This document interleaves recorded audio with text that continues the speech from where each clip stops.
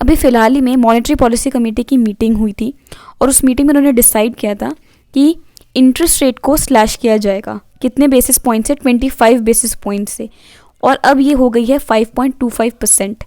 अब 25 basis point से भी रिड्यूस करना ना हमारी इकोनॉमी पे एक मल्टीप्लायर इफेक्ट लाती है। ऐसा क्यों किया होगा? अगर देखो, अगर इंटरेस्ट रेट कम हो जाती है ना तो इससे क्या होता है कि बैंक्स जो होते हैं ना वो सस्ता लोन दे पाते हैं लोगों को, और लोग फिर ज़्यादा लोन ले पाते हैं। इससे जो है कैश लिक्विडिटी है वो बढ़ जाती है इकोनॉमी में, लोग एक्सपेंडिचर ज़्यादा करते हैं। तो आरबीआई चाहती है कि लोग ज़्यादा एक्सपेंडिचर करें, इसीलिए ये कटाव जो है, ये इंटरेस्ट रेट को घटाना ये किया जाता है। बट इसका एक ऑपोजिट केस ये भी रहता है कि ये चीज़ ना इन्फ्लेशन को भी इन्वाइट कर सकती है।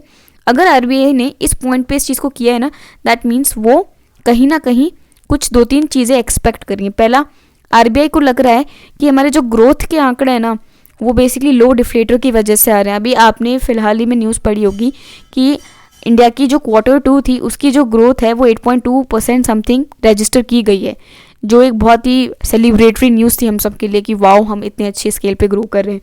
बट आरबीआई को लग रहा होगा कहीं ना कहीं कि हमारे एक लो डिफ्लेटर की वजह से ये ग्रोथ आ रही है, क्योंकि हम जो कंपेयर करें ना जिस ईयर से और जिस बेसिस पे, वो ईयर और बेसिस ही अपने आप में इतना कम है कि हमारी ग्रोथ अच्छी आ रही है।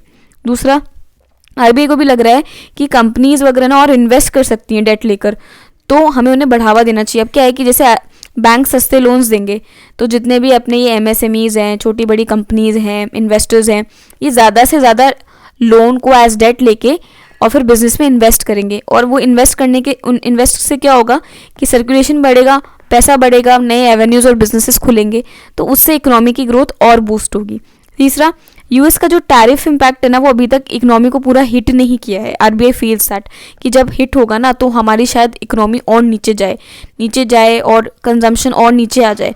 तो इसकी वजह से आरबीआई ने ये रिलैक्सेशन हमें प्रोवाइड किया है सो दैट हमारा एक्सपेंडिचर बढ़े और हमारा जो डोमेस्टिक रिजिलियंस है ना वो इस टैरिफ के इम्पैक्ट को झेल पाए। So I believe these might be the reasons according to the Hindu's article editorial कि क्यों आरबीआई ने वो रेट कट किया होगा।